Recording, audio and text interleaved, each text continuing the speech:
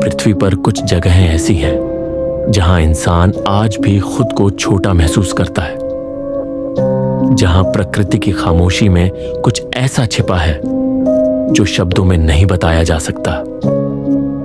रूस के उत्तर में बर्फ से ढकी यूरल पर्वत श्रृंखला के बीच एक जगह है, ड्यातलॉव पास। 1959 की सर्दियों में यहां 9 युवा पर्वतारोहियों ने कदम रखा था। वो सभी कॉलेज के विद्यार्थी थे, युवा, जोश से भरे और सपनों से लबालब। उनका लक्ष्य था पहाड़ों की सबसे कठिन चढ़ाई को जीतना, लेकिन उस यात्रा ने उन्हें जीत नहीं दी, बल्कि एक रहस्य बना दिया जो आज तक अनसुलझा है। यह है मौत के पहाड़ की सच्ची कहानी, द डायतलोव मिस्ट्री। 22 वर्षीय इगोर ड्यातलोव इस अभियान का नेता था, एक शांत, समझदार और दृढ़ इंसान।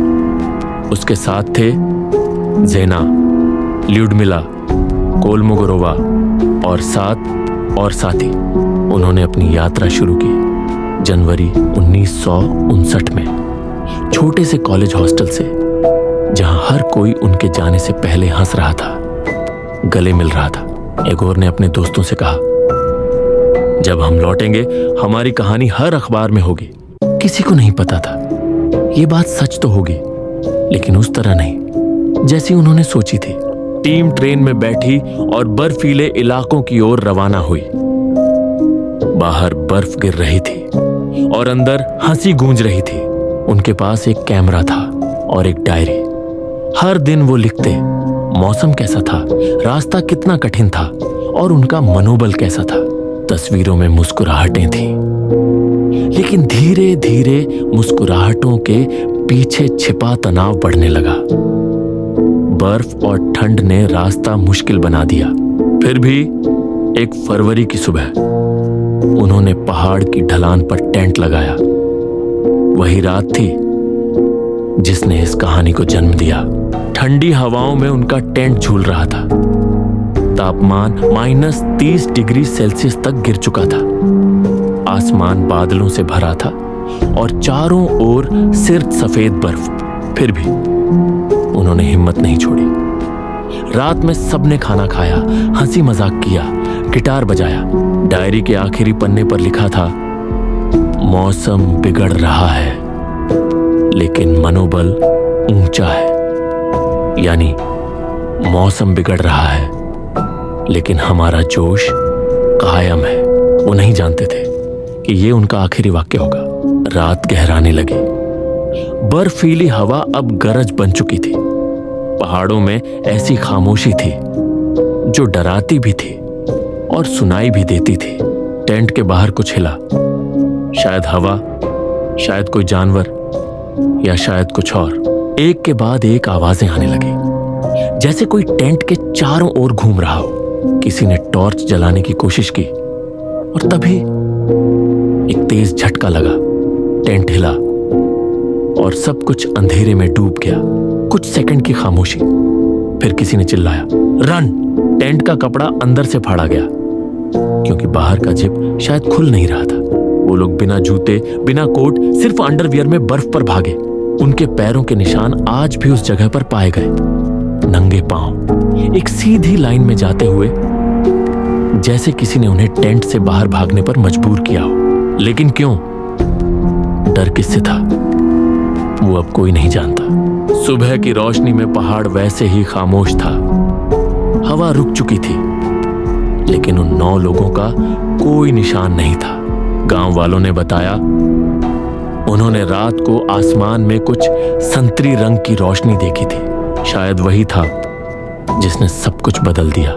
कई दिनों तक कोई लौटा नहीं।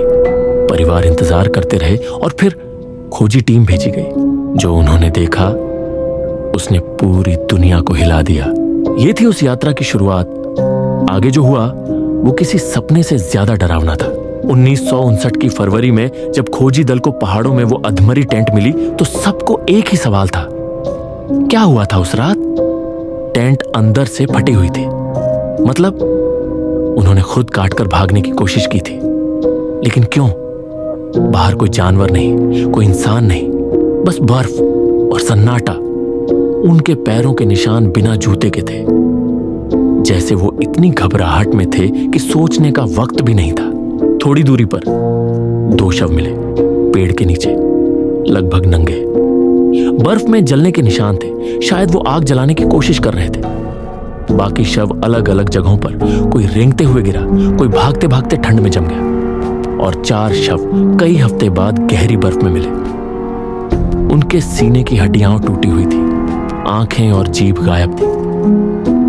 डॉक्टरों ने कहा, ऐसा नुकसान किसी इंसान से नहीं, किसी जबरदस्त दबाव से हुआ है। लेकिन वो दबाव आया कहां से? सोवियत यूनियन की सरकार ने केस को नेचुरल डिजास्टर कहकर बंद कर दिया, लेकिन फाइल्स टॉप सीक्रेट कर दी गई। क्यों? क्योंकि कुछ गवाहों ने कहा था, हमने उस रात आसमान में अजीब नारंगी गोले देखे थे। किसी ने कहा शायद मिसाइल टेस्ट, किसी ने कहा UFO, और कुछ ने कहा वो कुछ ऐसा था जो इंसानों के बस की बात नहीं। डायटलोव ग्रुप के कैमरों में एक आखिरी फोटो मिली थी, रात का समय और आसमान में चमकता हुआ एक गोल प्रकाश। किसी को नहीं पता वो क्या था, पर उसके कुछ ही घंटों बाद सब मर चुके थे। रूस की सेना ने उस जगह को बंद कर दिया था। कई सालों तक वहां कोई नहीं जा सका। लोगों का कहना था, उस पहाड़ पर धरती सांस लेती है और जो उसकी नींद तोड़ता है वो लौट नहीं पाता। पोस्टमार्टम में एक और हैरान करने वाली बात निकली। कुछ शवों के कपड़ों पर रेडिएशन था, लेकिन उनके पास कोई रेडियो डिवाइस नहीं थे। तो वो रेडिएशन आया कहां से? किसी अंडरग्राउंड एक्सप्लोजन से, या कुछ ऐसा जो अब तक किसी ने नहीं समझा? कुछ साल बाद उसी इलाके में एक्सपेडिशन करने वाले कुछ लोगों ने कहा, रात में हमें भी वही आवाजें सुनाई दी, जैसे कोई बर्फ के नीचे चल रहा हो। और जब उन्होंने पुराने कैंप साइट की तस्वीर ली तो बैकग्राउंड में धुंधली परछाई दिखाई दी, कद में लंबी, इंसान जैसी नहीं। 2019 में रूस ने फिर से केस खोला। उन्होंने कहा शायद एवलांच, बर्फ की भारी परत गिरना वजह थी। लेकिन सवाल वही रहा, अगर एवलांच हुई थी तो टेंट उसी जगह क्यों था? सामान, खाना, कपड़े सब ठीक से रखे हुए थे। कहीं ये एवलांच नहीं, अकूस्टिक वेव या मिलिट्री एक्सपेरिमेंट तो नहीं था। आज 60 साल बाद भी ट्याटलोव पास का इलाका अब भी खामोश है। सिर्फ हवा बहती है और बर्फ जो सब कुछ ढक लेती है। पर जो वहां गया है उसने कहा, रात को वो जगह जिंदा लगती है। कभी कभी हवा में किसी के चिल्लाने की आवाज आती है और लोग कहते हैं वो आवाजें उन्हीं की हैं जो 1959 की उस रात बर्फ में खो गए थे। कुछ सच्चाइयां इतनी ठंडी होती हैं कि उन्हें छूना भी दर्द देता है। और ट्याटलोव पास अब भी अपना रहस्य बर्फ के नीचे दफन किए हुए है।